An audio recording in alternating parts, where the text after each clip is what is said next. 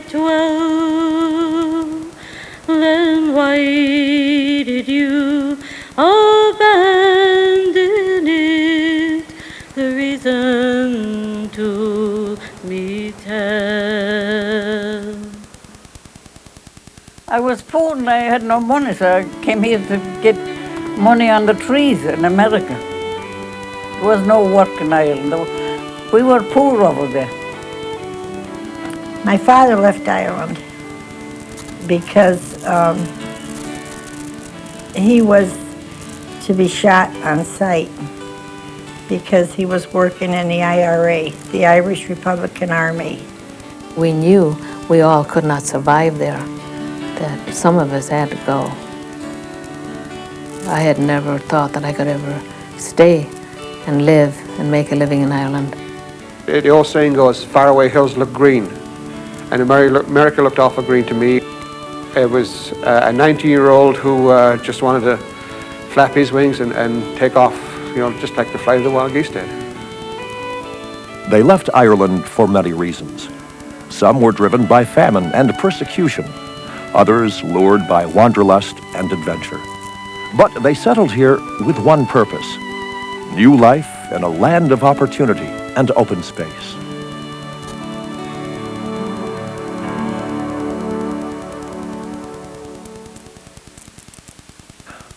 Exiles, that's what they call themselves, and they look back longingly at their tiny island home. But they turned their energies west, to the swamps of northwest Ohio. They'd come further than many of their countrymen who settled in New England, and they helped build a city. Toledo stands on the foundations these men and women laid. Its skyline is shaped by their industry and their faith.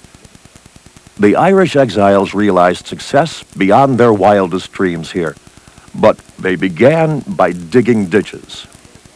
The American contractors advertised in Irish newspapers and for workers, and if they needed 1,000, they would advertise for 5,000, thinking that for sure they would get enough to come.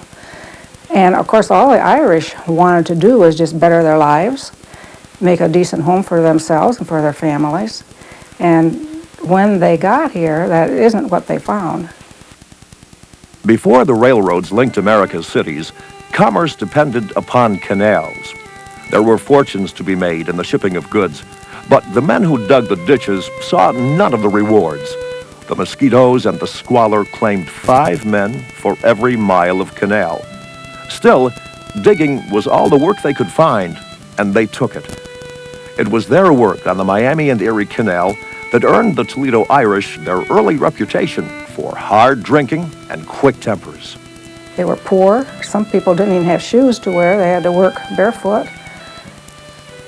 Their diet was mostly beans and cornbread and whiskey. The jigger boy came around every night and morning, and he gave each person a dipper of whiskey. The whiskey, I guess, what kept them going, and for some reason in those days they thought whiskey would prevent illness. I'm not so sure if it did, because a lot of them were still sick. But on the other hand, there probably wasn't much pure water either to drink.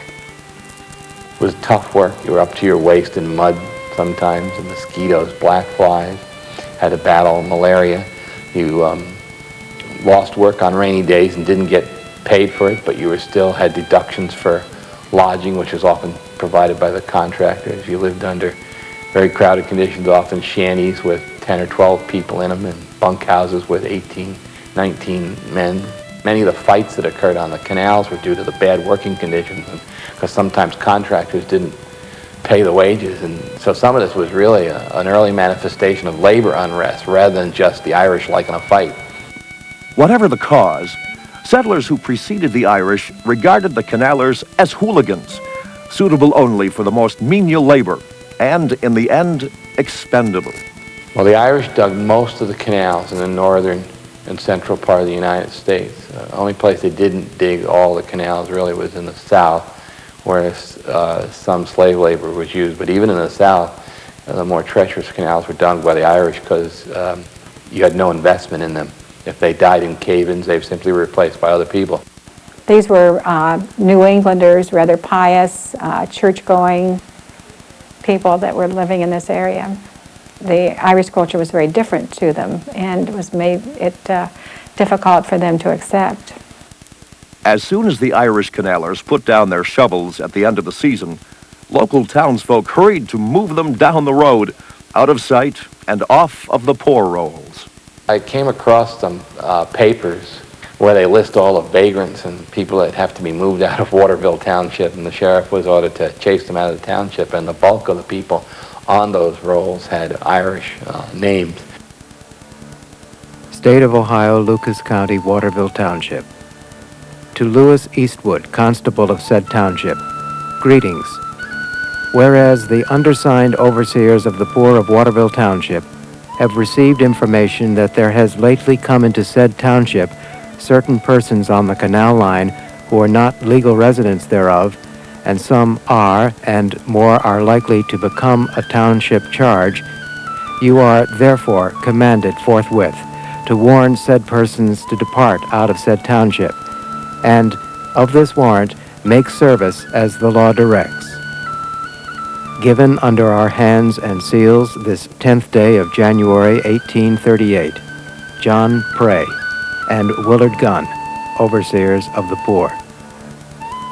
Waterville's constable escorted the canalers, many of them Irish, out of town at gunpoint.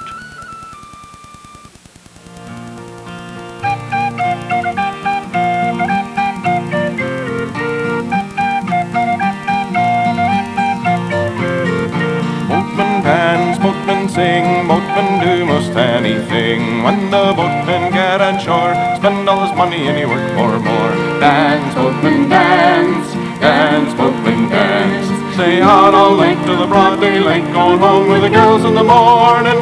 Hey ho, boatmen row, up and down the river the Ohio. Hey ho, boatmen row, up and down the river the Ohio. Chased out of one town when the work dried up, Irish canalers would simply settle out down the line. In Providence, Ohio, there was a lock to be built and a side cut to be dug, so the work was good, and they stayed. A lot was happening out here all at once. In 1835, the county was established. Lucas County was established. It was broken off from Wood County. That same year, the township was established. The town was established. So, and then they started digging the canal. I mean, it was boomtown out here. Providence wasn't heaven. It wasn't much more than a mill, some saloons, and a church on the banks of a muddy ditch. But the church was named for Ireland's patron St. Patrick, and the work, while grinding, was steady. So the dream of a new life in America may have seemed a little bit closer for the Irish of Providence, at least for a little while. When it was first laid out, there were all these nice lots, and it just really was an idyllic place to live. And then all of a sudden, all this vice and crime came down the canal, and no, it turned out it wasn't a nice place to live. The canal brought rough trade to town. Prostitutes set up shop in the Quigley House Hotel to meet them, and the streets of Providence grew rowdy. Wherever there's a lock, there generally were also a lot of canalers coming through who were real characters, and they would fight, have lots of other commotion going on. There were lots of taverns, and the saying was, taverns many, priests not any. It turns out that Providence was a cruelly ironic name for this little town. It developed a reputation for fast living and loose morals. Fire destroyed most of its buildings in 1846, and what remained was wiped out a few years later by a plague that rode in on the canal. Actually, the canal was responsible for Providence. It was built to accommodate the canalers and the travelers who came through. And ironically, it also was the end of Providence, because travelers also came through again carrying the cholera disease. People were frightened to death. They didn't know how it got there. They didn't know how they contracted it. They didn't know what to do about it. And so consequently, many people went untreated, and people who were seriously ill were just left behind in many cases. Sometimes whole families were almost wiped out with the cholera. cholera finished Providence. By the time the town was finally unincorporated in 1928, all that remained were stones in a graveyard and a handful of buildings. One of those was St. Patrick's Church. This is, I think, a really interesting story in Irish-American history, because here's this little church that came out of the wilderness when the canal was coming through, and the town only survived really a very short time because of the fire that destroyed it, and then later on the cholera drove away most of the other people. But I think it's an amazing example of survival of a little frontier church, and we find these examples in Iowa, and Nebraska, and Minnesota, where a lot of the community that was once there is gone, the actual town, but the church is still there, the centering point.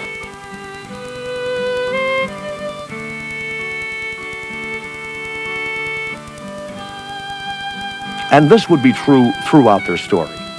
As their fortunes rose and fell and rose again, the church would always remain a touchstone for the Irish in Toledo.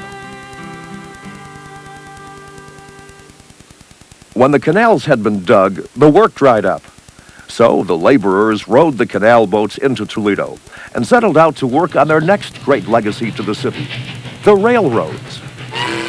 They gathered in two neighborhoods, the 4th Ward around Lynx Hill and the bloody 5th Ward on the south side near Broadway. Those neighborhoods have changed a great deal, but many Toledoans can remember their heyday. One of them is Mickey Gorman. He recalls the neighborhoods as rough and tumble places to grow up, especially for a boy named Francis. It must be something about the name Francis, because I've never gone by it, and my grandfather, Francis, never went by it either. He always called himself Frank. Apparently he thought that Francis was kind of a sissy, and I might agree with that. Come to think of it, I had a lot of fights in the grade school parking lots over the name Francis. I suppose that's why Frank went by Frank. Originally, the oldest Irish neighborhood was the neighborhood around Old St. Patrick's, which was called Lynx Hill. That was an Irish neighborhood. There was another Irish neighborhood called the Bloody 5th, which was Eastern Avenue, Maumee, off Broadway, around Western and South. And that neighborhood remained Irish for a long, long time. Immaculate Conception Parish, which everyone, when I was growing up, called it Derby. It was an Irish neighborhood, very, very Irish. Kind of a tough Irish neighborhood. I remember I was raised farther out in the South End. And they called us the Lace Curtain Irish. And I used to have to go down there to see my dentist. And boy, there were some tough kids. I used to get off, but there was a Franklin ice cream store there. And I used to try to get to the dentist and get back on the bus before those kids could get everything. They were tough. They were all tough mix, every one of them. Fun neighborhood. We were getting beat up. The streets around Lynx Hill and Broadway could be rowdy. Keeping it all down to a dull roar was the job of the cop on the beat. Most likely, a good Irishman himself, like Tim Tierney's dad. He used to walk the beat on the east side. He loved to walk. Tim Tierney became Officer Tierney, like many second and third generation Irishmen in Toledo, and he made his career choice early. As far back as I can remember, I always wanted to be a police officer.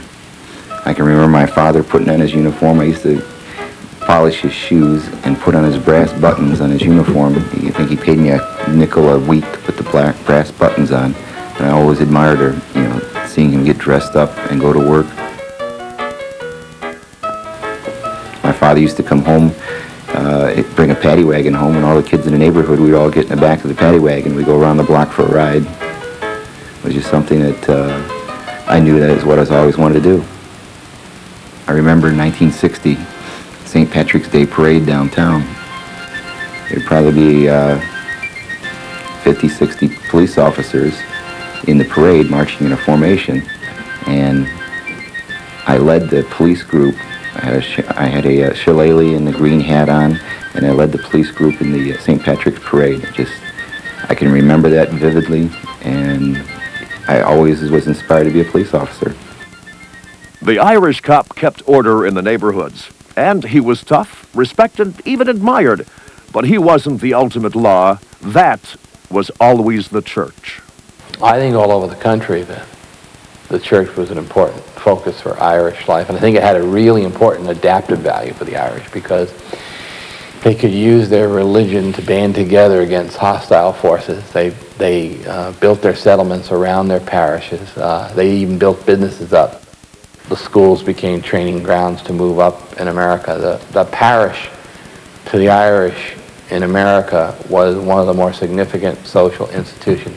And from what I hear from older Toledoans that I talked to over the last 20 years, the parishes, St. Patrick's and Immaculate, were things you associated with. I'm from Immaculate, and even today I hear some of the older Irish Americans who now live in the suburbs saying, well, I originally came from Immaculate, or I came from Good Shepherd.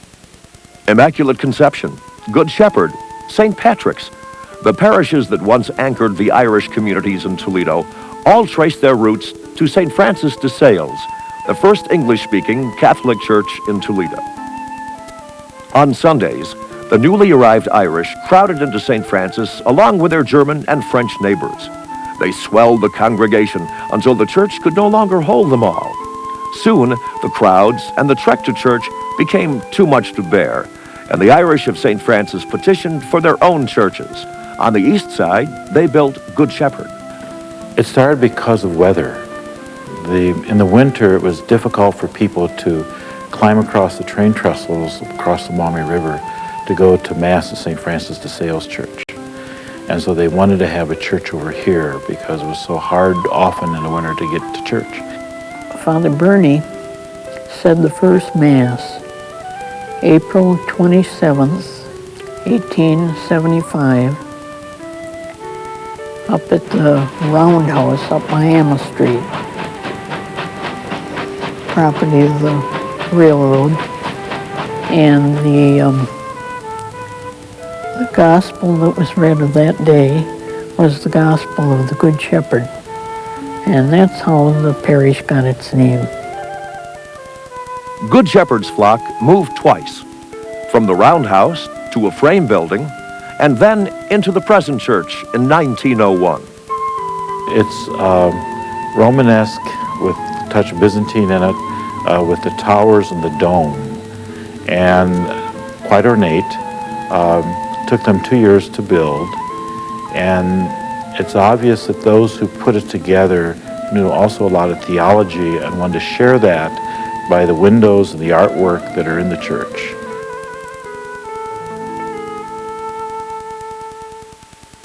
There's two bells, St. Michael and St. Gabriel. Most church bells have names in Catholic tradition. And St. Michael is the larger bell and St. Gabriel is the smaller bell. One's in the north tower and one in the south tower. In the early days at Good Shepherd, the bells, St. Michael and St. Gabriel, provided the only music for the congregation. The Irish worshipped quietly. For 140 years, Catholicism was prescribed in Ireland. They had the penal laws where it was illegal to have Mass or to attend Mass. They said Mass quickly and quietly, not to be detected, because if they were found out, they'd be put to death or their property confiscated. And so for 140 years, they didn't sing at church. They didn't sing at worship. When the Irish came here, they came, of course, with that tradition, and wherever you had a strong Irish influence, usually music was a low priority. They would sing at the pub, but not in church. But that's not to say Good Shepherd was a dreary place. No matter that they lacked music, they had Father Patrick O'Brien.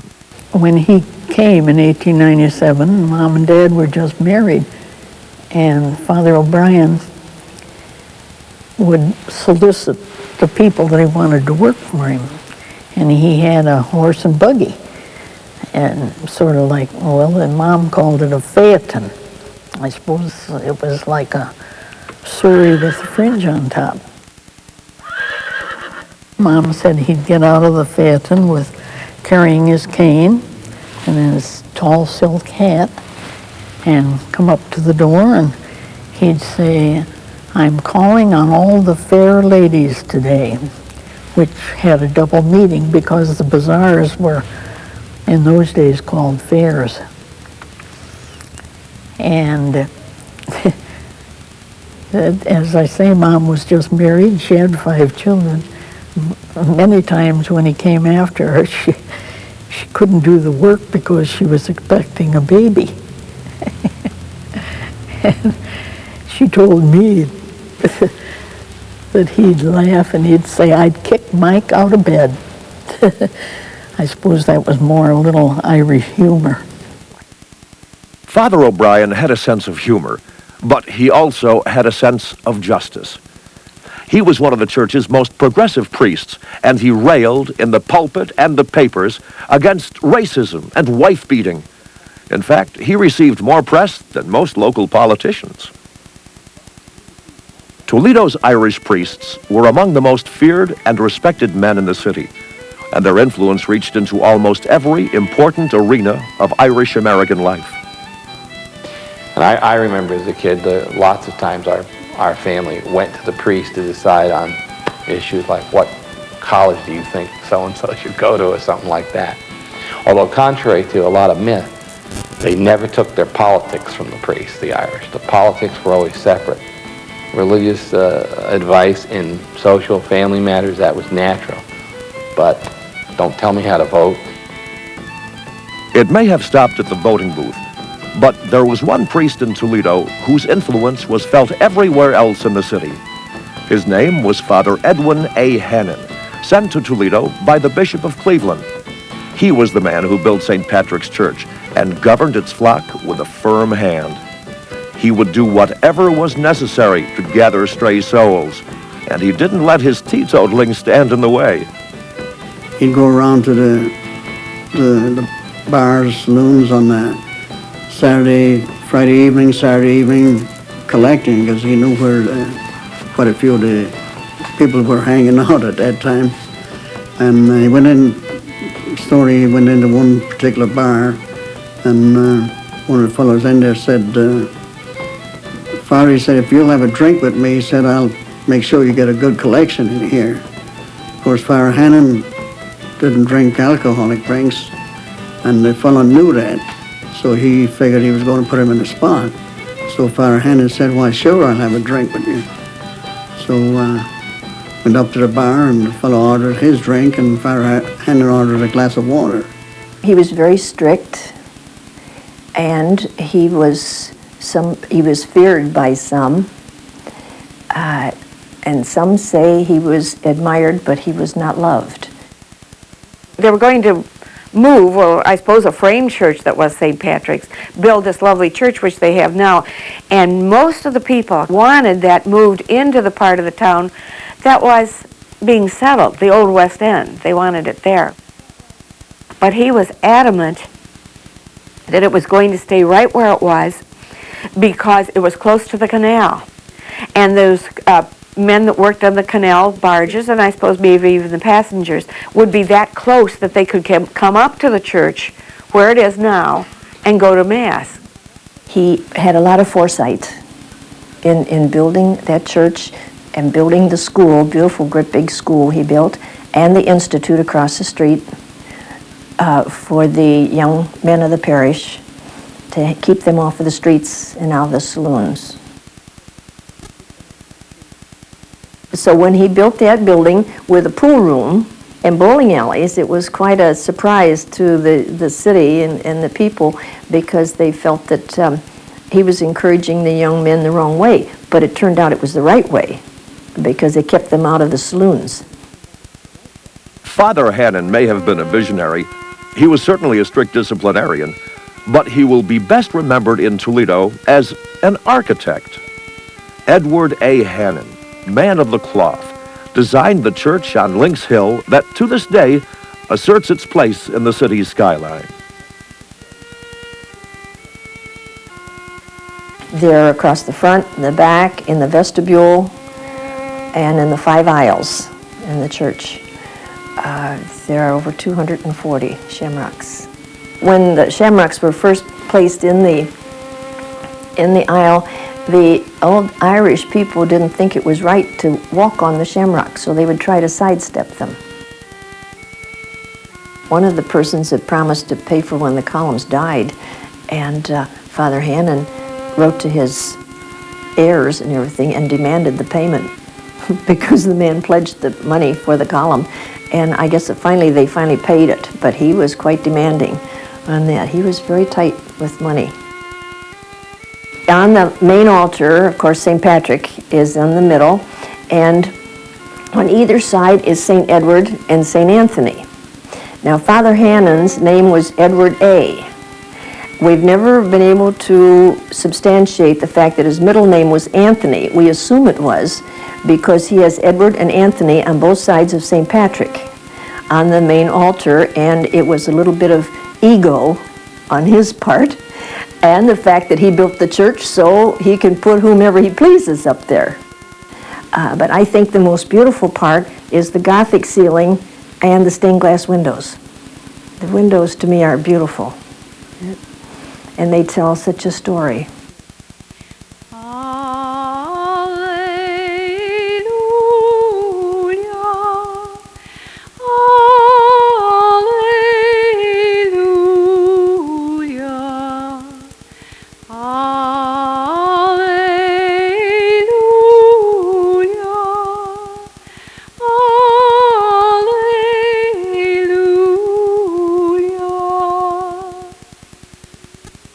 St. Patrick's has seen extensive restoration inside, but its familiar exterior has remained almost unchanged for nearly 100 years.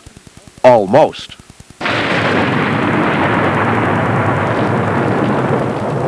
It's been struck by lightning 3 times.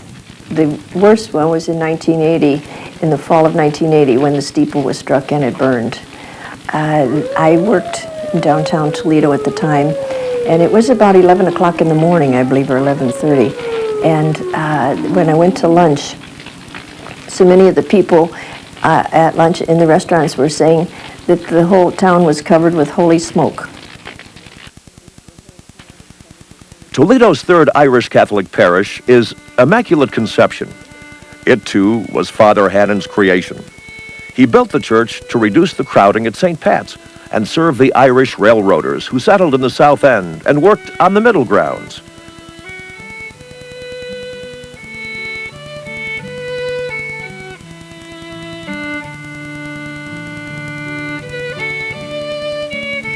The 3 churches anchored the Irish neighborhoods that grew up around them, gave their parishioners continuity in a new society, collective strength in the face of intolerance.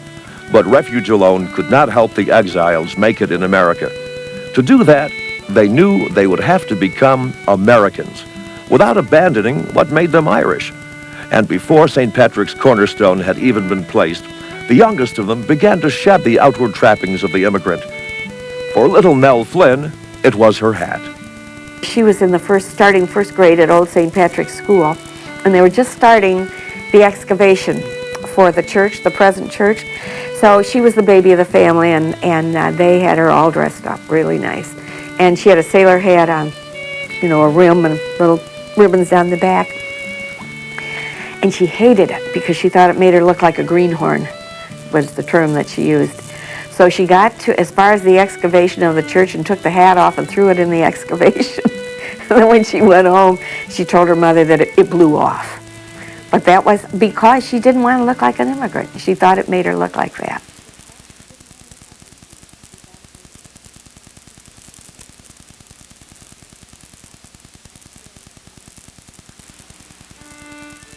I don't even know if her husband knew what her real name was.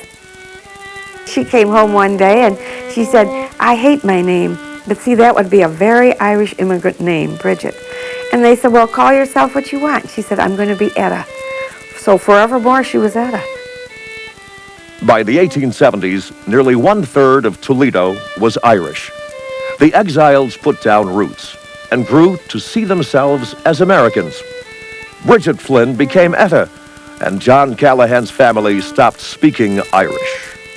I recall once that I had used an Irish term at the table one night. I think the term was oxter. It means right arm.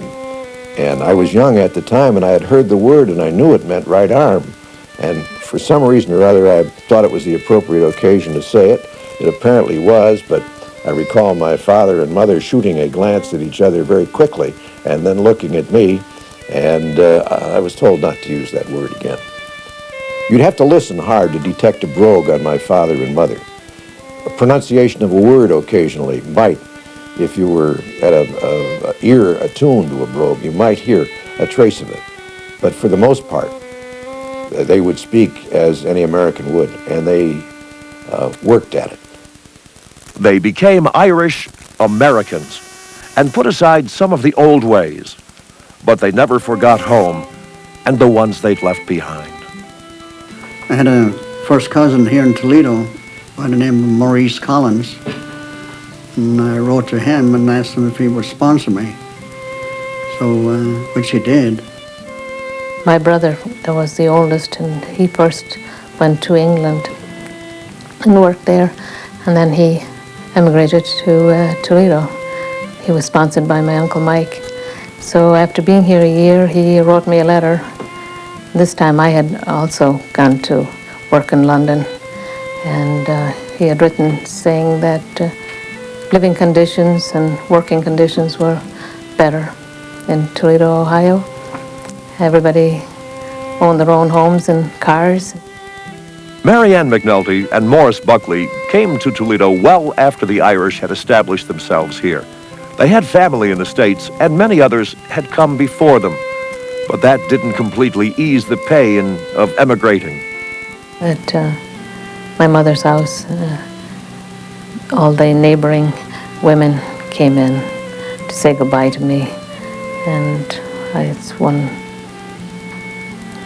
time that I won't forget, because as I was saying goodbye to them, I thought about they also saying goodbye to their own children who had emigrated years before. And of course, in those days, not many of them ever went back. I arrived in New York on Memorial Day, and there were a few other young people from my area on the boat, so we became friends, and we got on the train in New York then to come to Toledo, and most of the others were going to either New York or Boston or Chicago. And when they asked me where I was going, I said Toledo, and they said, "Where's that?" So that made me worry about where I was going to be. Nobody had heard of it. It's always that feeling that you're going to more or less the unknown, even though you have cousins or friends in the area you're going to. Still, it's new and it's unknown.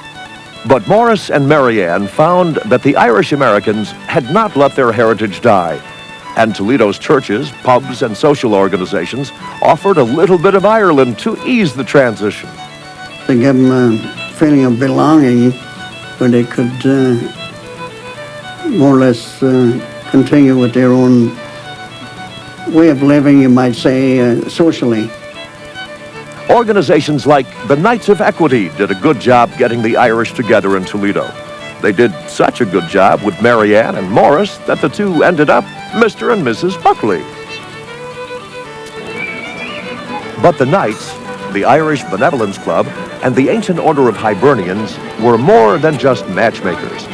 In uncertain times, they provided a social safety net. We would have dances, and the dances they would charge to go in, and any of the money that was made from the dances they would give to that person who needed it. And we all knew when we went to the party that it was for Mrs. So-and-so, and we would, you would give. Maybe we charged $5 to go in, but maybe people would give $10, because, that extra $5 would be to help the widow or the person who needed help. In the early days, if the Irish didn't help the Irish, no one else would. When the Irish came to America, most of them identified more with their county than they did with Ireland. They knew they were Irish, but their big identity was I'm a Kerryman, I'm a Clareman, I'm a Galwayman, or something of that sort. And it was in America that they developed an Irish identity, because they found that in America, it didn't matter whether you were from Cork or Clare or Sligo, the people here didn't like you. They didn't like you because you were Irish. In those days of no Irish need apply, Toledo's Irish organizations would find a man work in a city that still sometimes offered an Irishman only 3 options. The Irish were generally suited for only 3 professions, a politician, a priest, or a publican. Not a Republican, but a publican, a man who ran a tavern. And that was a brand that the Irish carried, that they were incapable of a more sophisticated type of employment. That may have been true at first, but the Irish seemed instinctively to know that one of those callings held the key to their complete assimilation. They sprang from the beds of organization provided by their social clubs to try their hands at politics. They were met with, at best, skepticism, at worst, downright derision. From the Toledo Blade, October 4th, 1858. A Democratic political meeting took place in Old McSomebody's grocery a few days since. The following is the program of performances. First, whiskey and lager. Second, lager and whiskey. Third, speeches, whiskey and lager. Fourth, lager, whiskey, and swearing. Fifth, speech from an administration follower. Sixth, ditto by an auntie. Seventh, lie given all around. Eighth, a general fight. Ninth, police interfere. 10th, all shake hands, police included. 11th, lager and whiskey. 12th, adjournment, with a fast determination to remain a unit until the next meeting. But the pundits didn't laugh long. It became clear that the Irish weren't about to fade away after having built Toledo's roads and rails. In fact, they played the game of politics well, if a little bit rough, and soon they had the power to reward those who played along. Neighborhoods were largely ethnically oriented. There were Irish sections of Toledo, Polish sections, Hungarian sections, German sections, and they had a ward chairman and precinct committeemen in there that largely did the bidding of the party chairman. Of course, the party chairman had to deliver for those members of his political party and for the neighborhoods, and it was a very powerful and responsive, by the way. I think a very powerful and responsive system. But one of the ways that the party chairman could reward the faithful was patronage jobs, get them appointed to public service jobs. And God, it's no secret that that's how all the Irish in this country became policemen. It was largely because of patronage and firemen and those sorts of things. The Irish were very active in the Democratic Party. The Democratic Party was very good to the Irish, and that's very true in Toledo. The 4th and 5th wards sent some of their own to the top of city government, from Mayor McBain, Toledo's first Irish mayor, to Mayor McHugh. And they populated the courts with judges named McCabe, O'Connor, and McIlwain. But the most powerful Irish politician in Toledo's history did most of his work behind the scenes. He ran the Democratic Party and launched many political careers. One of them belongs to Mickey Gorman. Well, you know, John Kelly was the head of the Democratic Party for years. He was the party chairman back in the 50s and 60s. And if you wanted a political job, any kind of a job at all, you had to get his approval. And if you didn't, you weren't going to get a job. And particularly if it was a position that was occupied by the Democratic Party, and most positions were. In the spring of 1959, I was going to try to get a job with the county engineer cutting down trees. And my mom was smart enough anyway to realize that I wasn't going to get the job unless John Kelly said it was okay, so she took me down to see John Kelly. And I was sort of awkward because I was 18 years old, and I thought, you think you're old enough to go see somebody? But my mom said no, that she wanted to take me down, hat in hand, and talk to the man. And we went there, and it was intimidating. I mean, this guy had a lot of power, and it was like seeing the Pope. I mean, you know, you'd get his imprimatur, you get the job. If you didn't, you could do anything else, and you were never going to get that job. Didn't matter.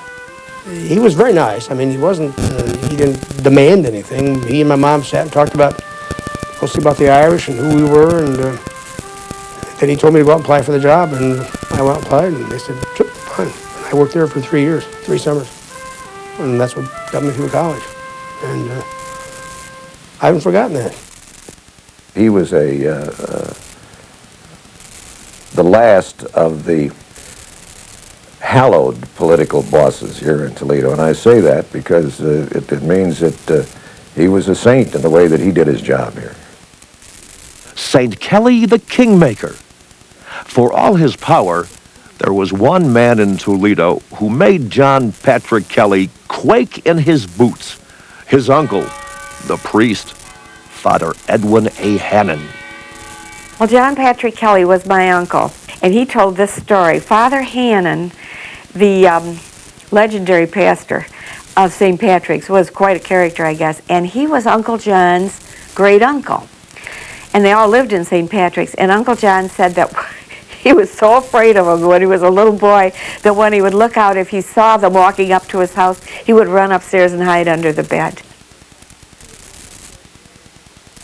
So fare thee well, sweet Ireland, my loved ones and companions dear. It grieves my heart sore to leave your shores, still my thoughts will ever be there.